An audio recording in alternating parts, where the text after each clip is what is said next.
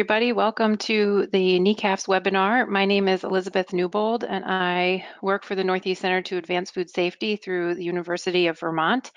And I would like to welcome everybody to today's webinar. It's an update on the FSMA PSR Water testing methods, review of new guidance. And I would like to take time to thank everybody for joining this afternoon, and especially would like to thank our presenters, Don Stoeckel from the Produce Safety Alliance, and Marissa Shu and Ben Phillips from Michigan State University Extension. I appreciate you guys taking the time today to give this presentation. There's been a lot of interest in this topic, and so I'm glad we were able to pull it together for a webinar today. To start, Don from the Produce Safety Alliance is going to present and take a closer look at the described water testing methods that are outlined in the equivalent testing methodology for agricultural water that was recently released by the Food and Drug Administration.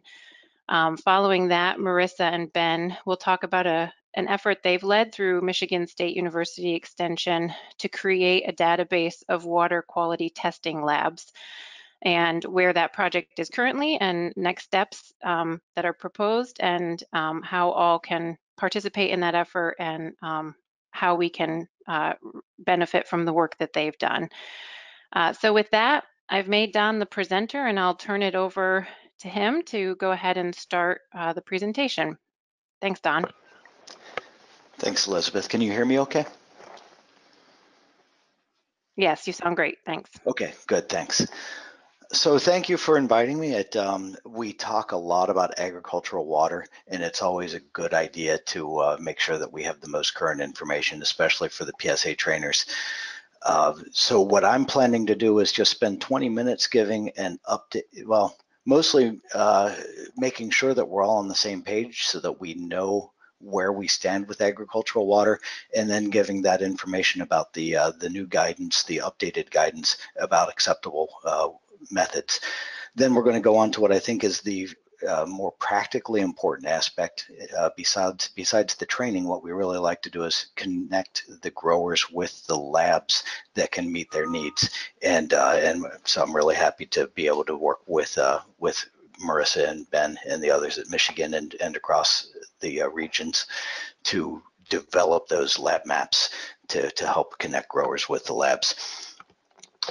So the first thing to discuss is just to make sure that we're all on the same page about why people care.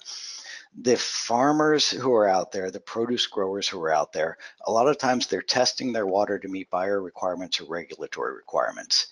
And although the water requirements, unless you're growing sprouts, aren't being enforced under produce safety rule, a farm still has to sell their produce, and many of the buyers have a understandable interest in knowing that the water that was used is of a certain quality.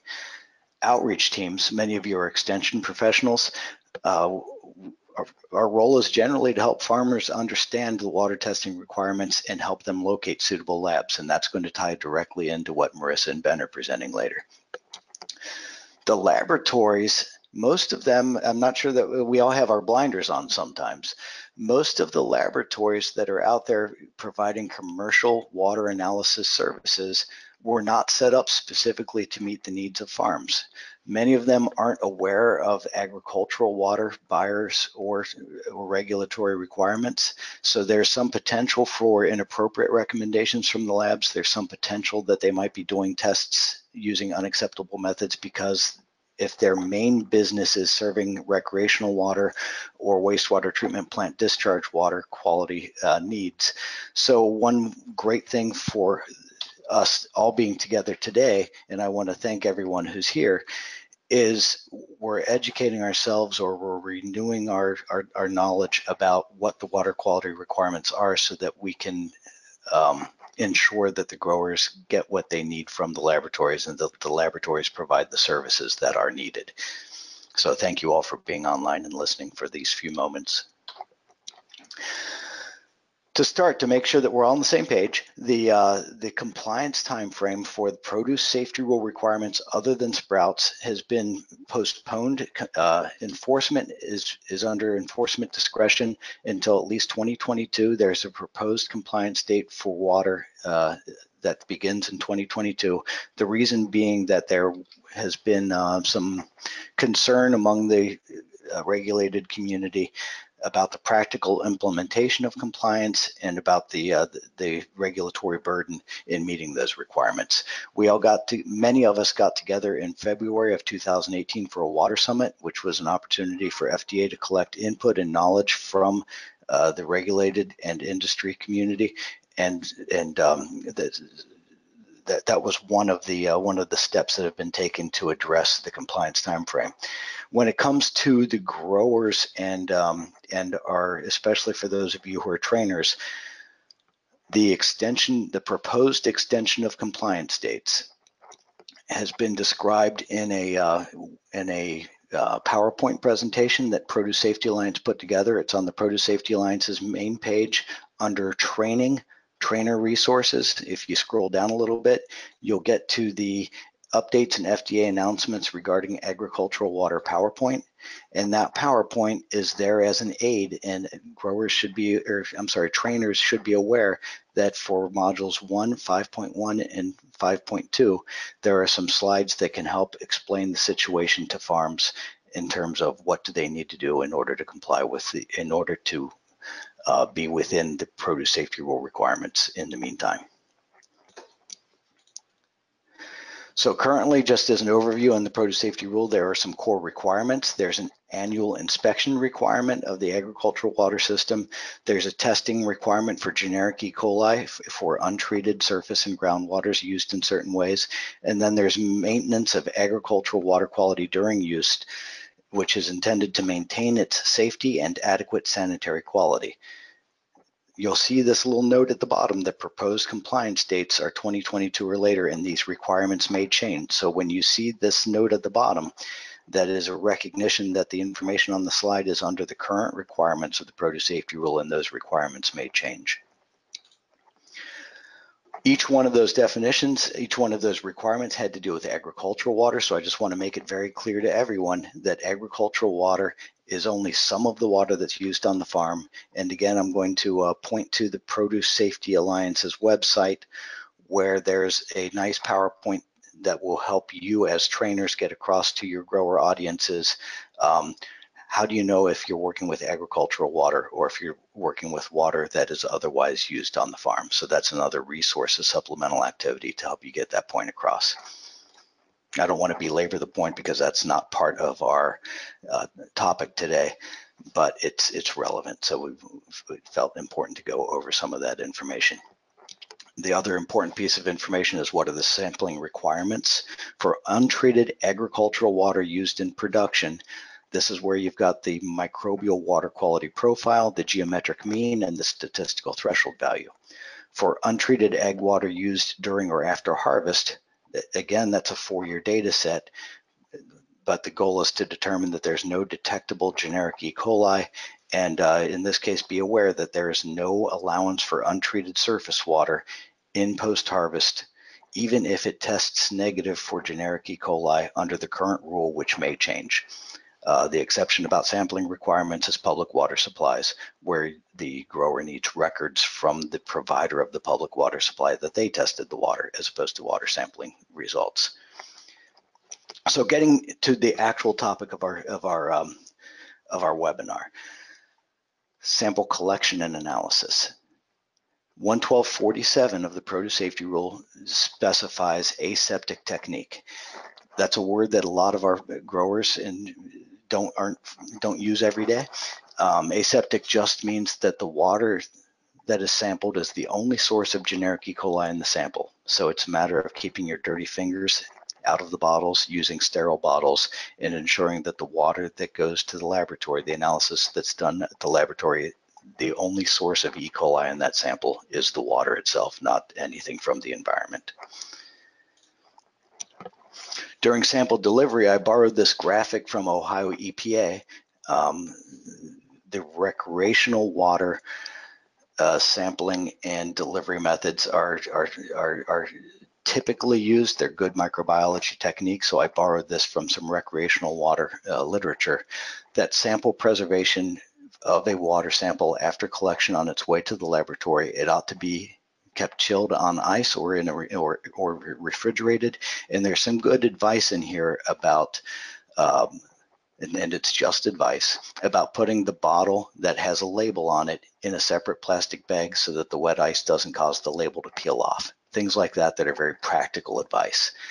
Ohio EPA recommends avoiding the use of blue ice, the reusable freezer packs, in part because some of those blue ice packs are made to be at freezer temperature, not refrigerator temperature, and they might cause the sample to freeze. If you freeze your water sample, you've killed some of the bacteria in that water sample. So the water sample needs to be chilled but not frozen during holding and delivery. Here's one that sometimes causes people to ask a few questions. The hold time requirements that are how long from sampling to analysis in the lab. The hold time requirements can change by method. Some of the methods list hold time requirements. If the method does not list a hold time requirement, one of the industry standards is a book called Standard Methods for the Examination of Water and Wastewater. The specific provision is 9060B, and it states that non-potable water, that would be things like river water and pond water, or that are being done for a quantitative test, has a 6 hours from collection to delivery and sampling within 8 hours. Drinking water, or tests that use a presence-absence test, the laboratory must analyze the samples within 30 hours. So that does give some latitude for overnight shipping of a presence-absence test, but for a quantitative test, it doesn't allow latitude. I want to show you that, that particular reference. It's a very short segment in Standard Methods. It's on the screen now, so you could always grab a screenshot if you need to read that, or we might be able to find a source to send it to you outside of with copyright restrictions. But this is what it says about drinking water, non-potable water for compliance purposes, and then other water for compliance purposes. It specifies a time and a temperature of holding of those samples. The hold time requirements in most of the published water methods are consistent with that Standard Methods reference. So there are two different types of method that were just alluded to when we were talking about hold time. The production water quality criteria, if you're using agricultural water in a way that it needs to meet production water criteria, it has to be done using a quantitative method. If you're using your agricultural water for post-harvest, it can be either quantitative or presence absence because your criterion is no detectable E. coli, and it doesn't matter what, they both give that information. But for production water, know that in order to calculate a GM and an STV, the method has to be used that can result in a number, and that even a quantitative method in some cases can give a greater than value or a less than value depending on how the laboratory does the method. So it's important to know that a number is critically important for calculating the GM and the STV. When we get to the acceptable test methods, the requirements for generic E. coli in 112.151, and I didn't put the little green bar at the bottom here because 112.151 is not within subpart E, so that requirement is not not part of the changes that are being considered.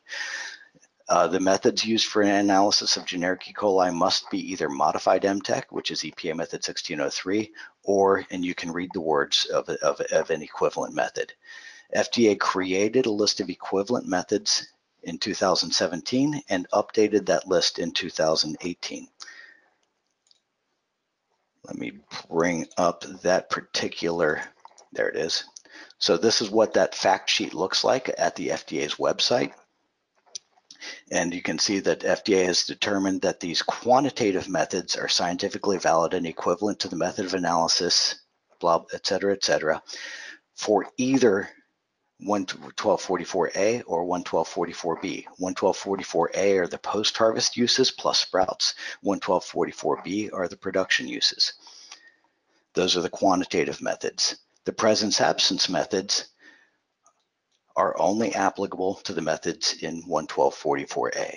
So I wanted to make sure that you are aware that this is actually part of the produce safety rule, which might change, but that's how it's written currently.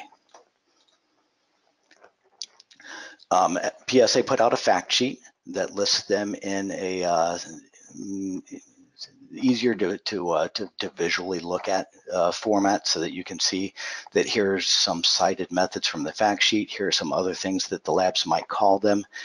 These are called membrane filtration methods, the ones that result in a membrane filter on an agar plate with colonies growing on them. These are called most probable methods numbers, where you have a series of tests that are either present or absent, and I'll describe each of those in just a couple of minutes. The presence-absence tests are single well, and they're a lot like this test where you had 49 large wells and 48 small wells, but you're just doing one test. It's either present or it's absent in one test. There are a lot of different formats for doing that test, and these are the different media, these are the different commercial products that FDA has considered acceptable as equivalent for purposes of post-harvest water monitoring. Different methods have different results formats. Colony forming units are used for in some methods. That's the unit that's used in the produce safety rule criteria: 126 or less CFU per 100 mils, 410 or less CFU per 100 mils. Most probable number results are only for some of the methods, and I showed you a picture of Coli alerts using QuantiTray 2000 in a previous slide. And then there are the presence-absence methods in 100 mils. Presence-absence is used in the produce safety requirement by implication when they say no detectable generic E. coli in 100 milliliters. Not detected means the same thing as absent, means the same thing as less than 1 CFU or less than 1 MPN per 100 mils, so long as you're sure that the laboratory is analyzing a full 100 milliliters of sample. To get a little bit into the weeds, and I apologize to anybody who doesn't like being in the weeds, colony forming unit. I think it's valuable to know some background in case people ask you any detailed questions. A colony forming unit is where, for water quality tests that are done by membrane filtration, the water sample is poured into a funnel on top of a filter, filtered down. Everything that is bigger than half a micron in that sample gets stuck on the filter. The filter is transferred to a plate, and that plate is then incubated, and anywhere that one or more cells was on that filter, if it's a target cell, it can grow a colony. Know that a colony might not form from damaged or stressed cells, so there's some underreporting in CFU-based methods, and colonies can form from clumps of cells, meaning that you might have a piece of dirt that has 5, 10, 15 E. coli on that piece of dirt. If they all land in the same place, they're only going to form one colony. That's why it's called a colony forming unit instead of a number of cells in these methods. An MPN is a statistical estimate of the original number. It's based on a bunch of presence-absence tests. So I'm going to take you through a little mental exercise that I hope you don't resent me for. If you have an original sample volume that has 3 cells in it, and you split it into 3 equal parts, and then incubate to find out whether those are positive or negative, there are 3 different possible results. You can have 1 positive, you can have 2 positive, or you can have 3 positive. Each one of these possibilities has the same probability, but there are a limited number of combinations. So for situations where there's only 1 positive well out of 3, the only possible combinations are red, blue, and green are all in cell A, cell B, or cell C. There are only 3 different combinations. For 2 positives, you can have a lot of combinations. You can have blue and green in one and red in another one. You can have red in this one. You could have red and blue in this one and green in that one. If I'm right, there are 18 different combinations. So the most probable result, if you're starting with 3 cells, is that you have 2 positives and 1 negative. That's not saying that you know that there are 3 cells, but most likely, the most probable result is 2 positives and 1 negative. that logic gets switched around. We're not predicting how many wells are going to be positive based on how many cells are in the original sample. What we're doing is we're taking the number of wells that are positive as a way of estimating how many cells were in the original sample. And the math is what it is, and it has been condensed down into tables. So in this case, you have an IDEX 2000 Quantitre that was incubated using either Colilert or Colilert 18 media. And there are 3 small wells and 40 large wells that are positive. There's a little chart that the laboratory uses that says for 40 large wells and 3 small wells, the answer is 80.9. I round to the nearest whole number because you can't get a positive result from 90% of a cell. So the reported result is 81 most probable numbers per 100 mils. Acknowledging that you don't know that there were 81 in there. If you download IDEX's app, you can put in the numbers 40 and 3, and you'll get out that the most probable number is 80.9 or 81. And they'll also give a 95% confidence interval around that answer. They're 95% confident that in order to get this pattern, you have somewhere between 58 and 112 most probable number per one, or in the original sample. So that's how MPNs work. The FDA equivalent methodologies fact sheet contains examples of both CFU and MPN methods. Although the criteria in the rule are only listed as CFU per 100 milliliters, either MPN or CFU methods can be used in order to evaluate the water against those criteria. In other words, there's no conversion factor between MPNs and CFUs. Know that both CFU methods and MPN methods are estimates. I explained to you why those are both estimates. They both have failings. Neither is the actual number of generic E. coli cells in the sample, but there's no current test that does give the actual number. There are benefits and problems with each one of those methods types, which if you're interested, we could certainly talk about those. I should tell you that my background was that I worked in a water analysis laboratory for 10 years and did a lot of these tests, and we talked about them a lot. In general, best practice, if you're using a laboratory that uses Colilert, which gives MPNs, you should stick with a laboratory that's using Colilert and getting MPNs so that your sample set is consistent internally. So a couple of final thoughts. Please, please, please, from the standpoint of a laboratory, make sure that the farm fills out the laboratory form appropriately. The lab has to have some information to do its job well. In order to report back what site was it, they have to have the site on that sample form. In order to know that they were within the hold time requirements, the time of sampling needs to be collected. It's important to know, it is useful to know whether it's surface water or groundwater, and if there's any reason to think that the counts might be high, like there was rain the day before, that's useful information for a lab to know. Let me give an example. The upper threshold for an undiluted sample in Colilert using the Quantitre 2000 is 2,400, give or take. I think it's 2,420 most probable numbers per 100 milliliters. In other words, if you get a result of 49 large wells and 48 small wells, the only answer that the lab can give you for your X number of dollars, $30 to $50 typically, is, well, we just know it's greater than 2,400 MPN per 100 mils. That's useless for an MWQP calculation. This is a dilution series where we sampled, I think, 3, 10, 30, and 100 milliliters of a water sample. If a membrane filtration collects too many cells on a plate, then you get what's called too numerous to count, TNTC, meaning that this is probably 250, 300, maybe even 400 colonies on that plate, and it's impossible to count that accurately. So if you have really high samples and you got this number of plates on the lowest, this number of colonies on the lowest volume that was filtered, again, the laboratory can't give you a quantitative number.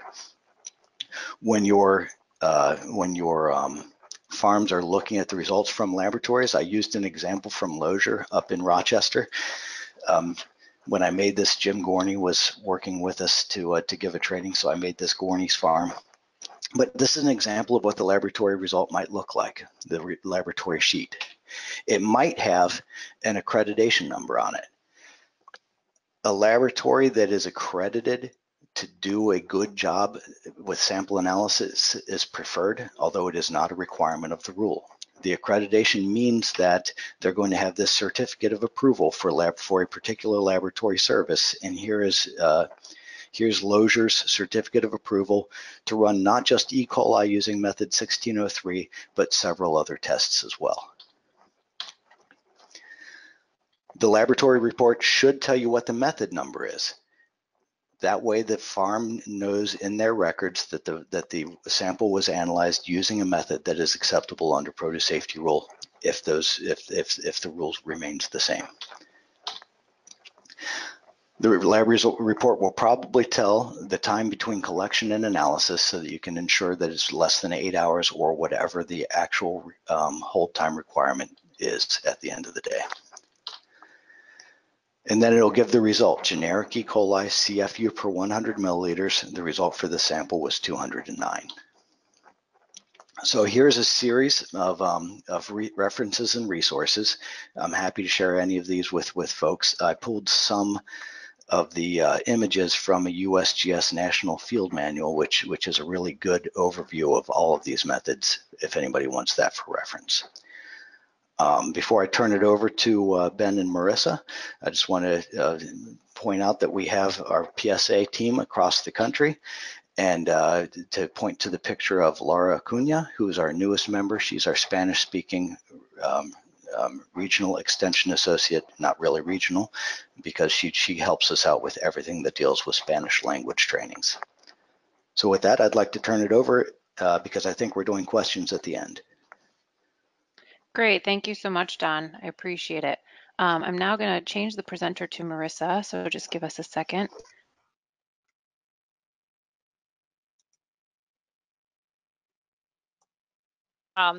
Good afternoon, everybody. Ben and I were asked today to talk a little bit about our efforts in Michigan to create a database of labs that do these testing methods that are allowed for agricultural water, and then our efforts to push that database out into an easy to use map that growers can use. For us, this started by going through steps a grower would have to go to find a lab that is in their area and one they can work with, and Ben is a little bit better at talking about that, so I'd like to turn it over to him at this time. Great, thanks, Marissa. Yeah, so Marissa and I happen to both be located on the east side of Michigan. I'm up in the Thumb and Marissa's down in southeast Michigan. And we both started by trying to think like a grower looking for a lab. We knew that every county had a health department and many health departments have water labs. So we began by cold calling labs from county health departments and jumping through all their menus, because they often do many more things than test water. So there's lots of button pushing and robots that you have to go through before you get a human. And then once you get to them, it's usually like a staff person. And we tried to give an overview of what what FSMA was all about, how growers may be calling, and whether or not they do the tests. And we tried to list the tests for them by their standard methods numbers, and had various success with that. Found that there's a lot of language disconnect between what we are teaching as a part of this rule and what at least public health departments are used to using. And Don mentioned earlier how many labs test for recreational beaches and things like that. In Michigan, we have a lot of lakes, a lot of coastlines, and these labs handle quite a lot of water, dealing with like duck poop and stuff like that, closing public beaches and things. They keep heavy tabs on these sorts of things. And some labs will simply call that a surface water test. And as we tried to drill down what kind of tests they do for quantifying E. coli, they would answer, we do a surface water test. Is that what you need? And we'd say, well, some growers may have a groundwater source that they need to also quantify for E. coli. And sometimes these conversations, they would not compute. It was difficult to try and get a real solid answer. So we decided that there was some education that probably needed to be done on the lab side to make sure they're meeting growers' needs. And we found Michigan has two associations. One is called the Michigan Environmental Health Association, and those are all the public health departments, including their labs. And we also found an organization called the Michigan Environmental Lab Association, which are all the private labs in the state. And we found out when they were having professional development conferences and board meetings, and we gave presentations at those meetings. And that helped get across some of the language barriers between this rule and what they're used to handling. And then through those meetings, we also were given the contact information for a person from the Michigan Department of Environmental Quality named Greg Lundy. And Greg ended up being the key to this whole map because Greg is the certifier for our state of all microbiology labs. So if a lab is testing for E. coli, then he has to certify them on an annual basis. So that includes certain public health departments and a lot of private labs. And he maintains a list of all of these certified labs. And from there, we basically email blasted them with a survey. So we didn't have to dance around a lot of the lingo verbally, and it really cut down on our time on the phone. And it allowed for everyone to be presented with the same information. I think it's, yeah, they got the same information in the beginning of the survey as well as the same options. They got to see all the same stuff. And we thought that went quite well. We've got about 30 so responses from different labs around the state. Marissa's just pulling up the form. So right in the beginning, you can see an explanation of the Food Safety Modernization Act. And we link to some resources there. But at this point, I think I'll turn it over to Marissa, because this is where once we were able to send this form and we decided on how the form was going to look, and we had a list of contacts through our DEQ lab certifier, this whole thing was able to sort of catalyze and become a neat project. So I'll let Marissa take it over from there. Thanks, Ben. So to develop our database, we used a couple different tools within the suite of Google tools. So we used a combination of Google Forms, which is something like Qualtrics, where you can build a survey that people can respond to. A nice part about using Google Forms is that it automatically links into Google's Excel counterpart, Google Sheets. So it automatically generates a constantly updating Excel sheet with all the responses you're getting from your survey. And then that seamlessly integrates into Google Map, which you can find in the Google My Maps tool. So I'm just gonna kind of walk through the steps, how we use each of these tools and how they link up for a pretty quick to update, easy to share map. So the first step for us was developing our Google Forms. You may or may not have access to this tool and some of the other tools through your university. You can find this at forms.google.com. We'll pull up Google Forms. You'll get a menu like this. To create a new form, if you're thinking about doing something like this, you'll hit blank. That will generate a form that you can go ahead and populate. For building our form, we thought about what questions we had been calling and asking labs. We had a general script we were using, so we kind of worked that script out into a survey. So any information a grower would need to get in contact with the lab and figure out if they were someone they could work with, we tried to include in this form. So some of our answers are text box answers where you'll need something really specific, like the lab name or components of an address are good things to have be a short answer type question. Some questions where you want a specific answer, you'll want to either utilize checkboxes or radio buttons. So things that have a yes or no answer where you can only select one. Radio selector is a good choice for that. While other things, if you have labs that might perform multiple test methods, a checkbox is a good way, so a lab can check what EPA methods it is that they do. Right now, our form is a little bit in flux. We're working this November on adding these presence-absence testing methods and then recirculating this to labs once more.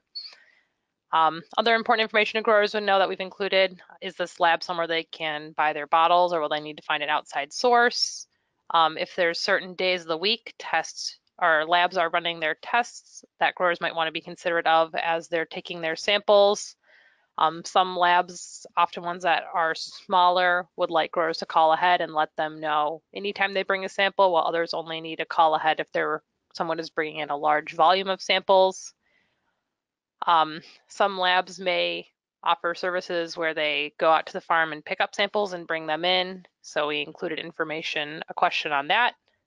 And then as well as contact information and then address kind of broken up into multiple boxes. We did this so that we could sort things by city, state and zip code. It just makes the database a little bit easier to manage if you have the address components broken down into multiple boxes.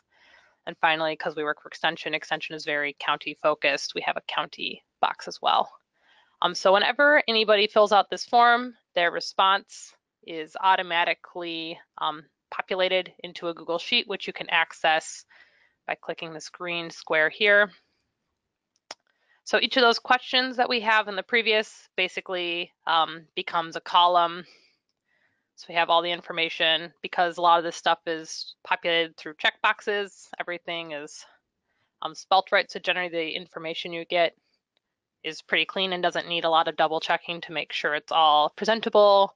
The most nuances come in making sure all your addresses are at places that Google Maps can find. This is our database we're working off of here. I get an email whenever somebody finishes the survey, and so there's a new entry into the sheet, so that's what prompts me to go and update the maps. That's a nice feature where I don't have to think about it. It will automatically, this sheet will automatically contact me whenever there's a new entry. To take this into a map, we use the Google My Maps feature, which is at mymaps.google.com. This has a lot of useful applications, and it's nice because they're very easy to embed and are very quick to update. A annoying part of this program, I guess, for us, at least at MSU, this is not included in our G Suite access, so we have to use a personal email to use this program. So to create a map, you will go to mymaps.google.com, sign into any Gmail account that has access to it. So if you're just making an email on Gmail, you will have access to this tool. Create a new map is where you'll go, click to create a map. So you'll get something like this where it's showing you the United States. All your editing happens in this white box up here in the upper left corner. If you click Untitled Map, you can give your map a title, add any descriptive information you want. And then kind of like GIS, but simpler, information is added in layers. So whenever you need, if you want to add your database or whenever you update your map, you use this add a layer feature. So a new box will appear and you'll hit import. You can pull databases, Excel sheets in from multiple places. So if you're using Qualtrics or keeping a database in Excel, it's very easy to just drag and drop a file in here. If you go to this top bar, you'll have the upload option, you'll have the Google Drive option. Your Google Drive can be sorted a couple of ways. So just know wherever your database lives. So mine is shared with this email account. So that's where I find is under the Shared With Me tab. Once you select your Google document or your Excel sheet, you'll get asked 2 questions to set up your map. The first one is where to position your markers. This is essentially where your addresses are. You can either check multiple boxes to populate that way. It'll automatically put the address together. Or if you have your address all in one box, you can just hit that one full address box, and that should help Google find where those addresses are at. The other thing it needs to create the map is what do you want to title your markers as. So we have those as the response to the what is your lab called question. So the lab name will be what the population or what the points on the map are titled as. So you hit finish, it will think for a little bit. But then all the points that were in that database I showed you earlier are now visible on the map. You have a fair amount of power to change the aesthetics. You can change the base map so it looks a little bit less busy. You can change the marker style. So for example, once we have both post-harvest and pre-harvest water method types on here, we'll probably have 2 different pin types for labs that perform both and labs that perform only one to help growers navigate the map a little bit easier. It's very easy to take information out of an entry if you're not interested in having it displayed. So for example, if I wanted to take the timestamp notation out of the map, I'd go to the bottom here and hit this pencil icon, and just by unchecking timestamp, or if you don't want to publish lab email addresses, you could uncheck that, and that would mask that information from the public. So to make your map publicly viewable, you'll utilize this share feature. You'll give it a better title than that in real life. And then to change access, you just turn to anybody on the web. So this would allow any grower, anybody who's on the internet is able to find this map. It's pretty easy to generate codes to embed your map. So if, for example, our map lives in this article on our extension webpage that has kind of all the information about testing methods and how to take a test. Our map is just embedded right there. And it's nice because I can update this map and it will automatically be updated in the web page. I don't have to work with the people on the website or the communications team at MSU. It can just update and they don't need to worry about it. So I think that's really all I have about this. Did I miss anything, Ben? The shortened links. Yeah. So Google will generate a very long and cumbersome link for your map, but there are lots of different web address shortening services you can use. One we like to use is bit.ly because it generates some good, gives you some data about where people are clicking from. So I was going to create a shortened link for this map we just made. I could go to bit.ly, hit create, paste that long, cumbersome Google link in there, and then name it whatever I want. And so this is an easier way to share it with growers. I don't know, I'm someone who does on-farm readiness reviews, so if I want to pull this map up to help a grower find a lab nearby, this is an easier link for me to remember that I'm able to share that easier on the go. So that if you're not embedding your map, makes it just a little bit easier to share its location in a print publication or in person. I wanted to add just a bit to that. Marissa noticed when I made some of these links for our map when we first got it going, and I capitalized the M and the I in Michigan in the shortened version of the link. I think I called it the Michigan Ag Water Map or something like that. And she made a really good observation that if someone were to type MI lowercase, but everything else the same, it would not bring you to the map. So what she did is she registered a couple of other links, or maybe just one, where it was just all lowercase. So that helps capture people who may be not using the capital letters for Michigan. Instead of misdirecting them, it brings them to the same place. So we got a couple of links all going to the same map, just in case of those types of typos.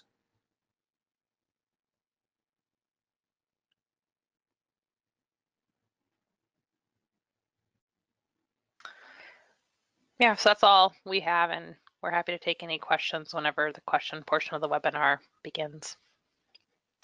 Great, thank you so much, Marissa and Ben, I appreciate that. So that actually concludes the presentations, and I would just like to let people know that if they want to ask questions, please enter it into the chat box, and we will read the questions to the presenters and get feedback. And so I'll give folks time to start to do that. and put your questions into the chat box. But to get started, I'll ask Ben and Marissa, I know there was some conversation about expanding the work that you've done to include other states. Is there an update on that, or other projects going on in other states that you can speak to? I think Don may be able to speak to that more than I can. I've been tracking a little bit because people reach out to me sometimes at PSA. And so there are other efforts in other states. For instance, Cornell has developed a draft map, but of course we did that before the new methods came out. So now we have to start and add the presence absence methods to it. So that we hope to be able to complete that and release it sometime soon. In the Midwest or the North Central region so far, Michigan, Wisconsin, Minnesota, Missouri, and Kansas all have maps under either complete or underway. So there are efforts in other states, and the North Central region has actually started by committing to develop a regional map among all the maps that are available within the region. So we're hoping that as the ball gets rolling, more people have done their maps, and we can have regional scale resources as well as state scale resources.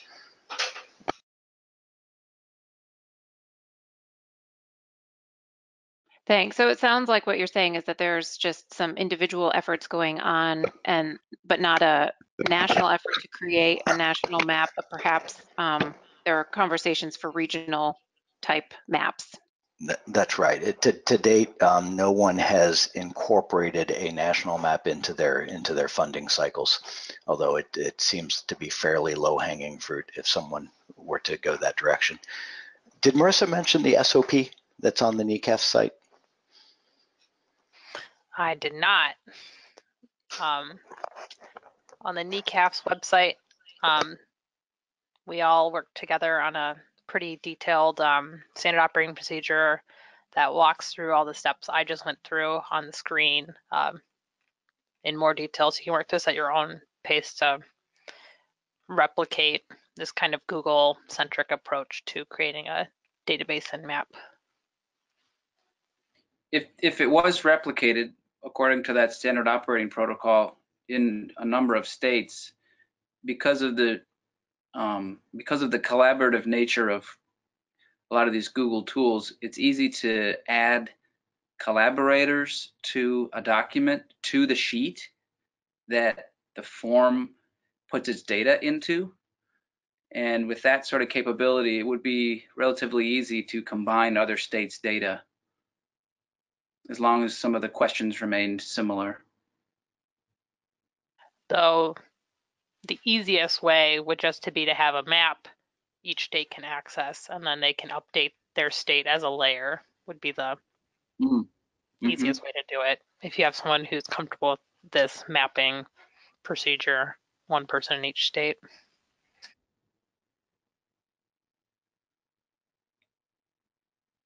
Marissa, this is Chris Callahan. We had a question that you might be able to quickly answer with the current site that you're sharing. Can you just quickly show how to change a marker type for somebody? Yeah, no problem. So to change the marker type, you go to kind of this legend area, and you'll hit this paintbrush icon. So that allows you to change the color of the icon, as well as you can make the icon all kinds of goofy things. I usually go with the older icons, for whatever reason, have been less bug prone, but it's pretty easy to make the icons look however you want. We had one issue when we used a different style of icon that made some of the pins appear in the wrong places.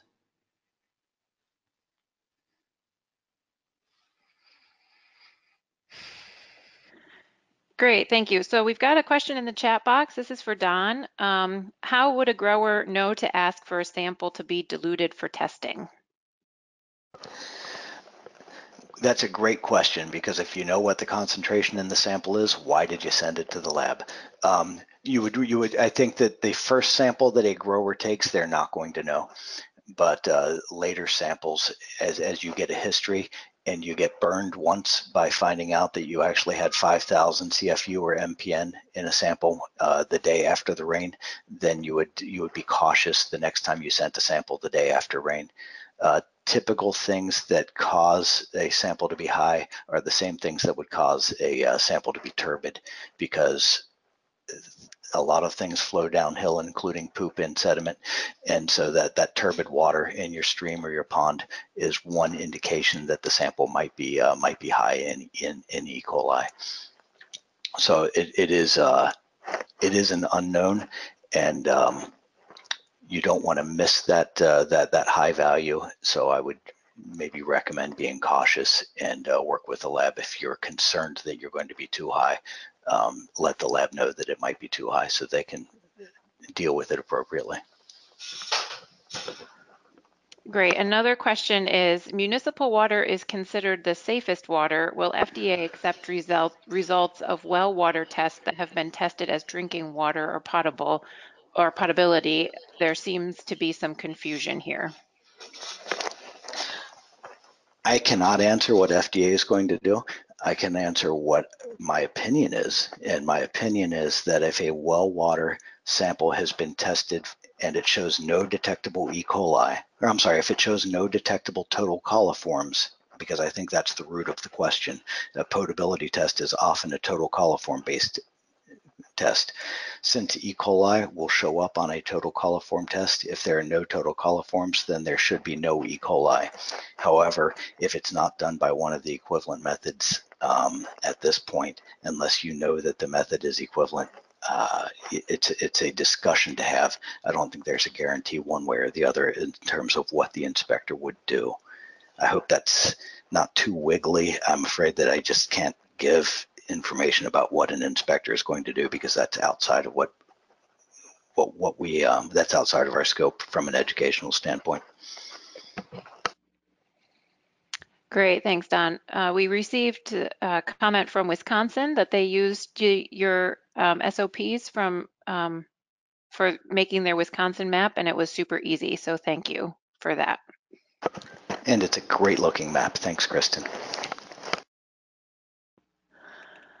So we don't have any other questions in the chat box, but keep them coming because I know there are a bunch out there, and I'll just ask another question to Don. Can you talk about some sort of common mistakes you've seen or heard about when growers first start interacting with their labs when asking for tests, that you can give some initial? You mentioned make sure you fill out the form correctly as an important piece, but are there others that are really just good nuggets of information for growers to have? Yeah, so as part of the National GAPS program at Cornell, the online course, we have our growers who are in the, well, our participants in the course, not always growers, call a laboratory and ask for an analysis. And that's why I'm kind of sensitive to the idea that many of the labs, when they get a random call from outside of their laboratory from someone who says, I would like to have my water sample analyzed.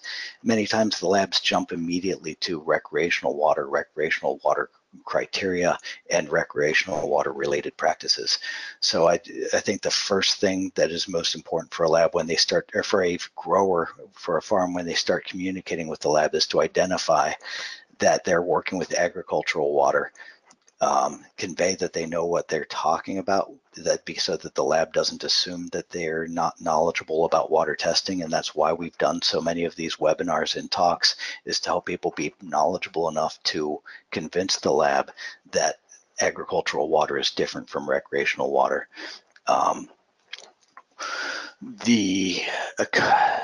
I don't want to drag too much time out, but we had a case in New York State. Someone came to Betsy up at Cornell because their laboratory gave them a result less than 82 CFU per 100 mils of E. coli. And for the life of me, I could not figure out how somebody came up with less than 82. And it turns out that the laboratory had an expectation that the farm was actually sending in a different kind of sample. They were doing a two-part test, total coliforms being the first stage, and then confirmation of total coliforms as E. coli as the second stage of the test. It's 9222B followed by G, I think. This is one of the allowed methods, one of the acceptable methods.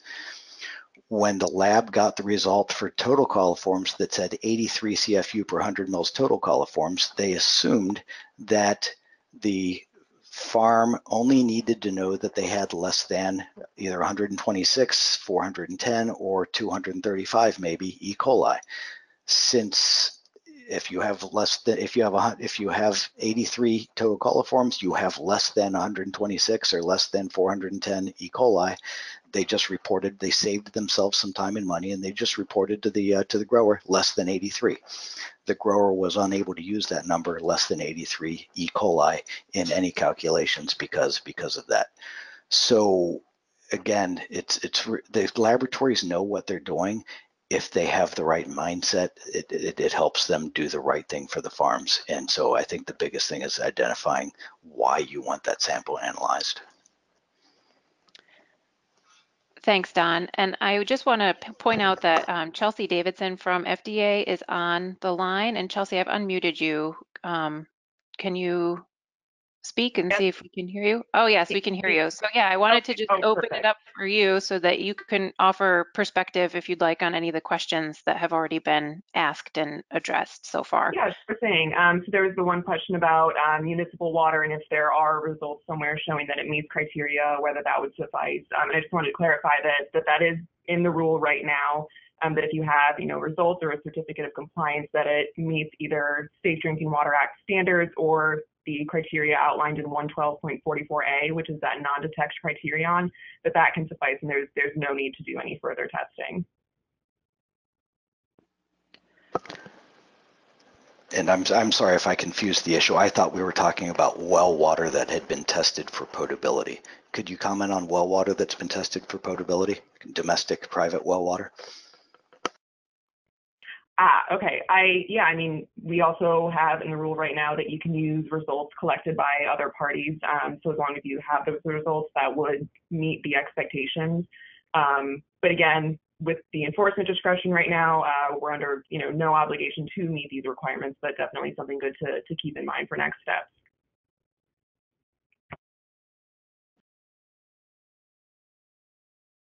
Great, thank you, Chelsea. Another question is, in a farm packing house, if a farm packing house can spring a well that is attached to a fresh spring be used for cleaning and sanitizing? Sorry, you can go on. Go ahead, Chelsea, sorry. Yeah, so I was just going to say that's a really great question. It's one that we've gotten a lot throughout this process, and I don't have an answer right now for that. But again, something for us to keep in mind as we kind of consider our next steps with the subpart.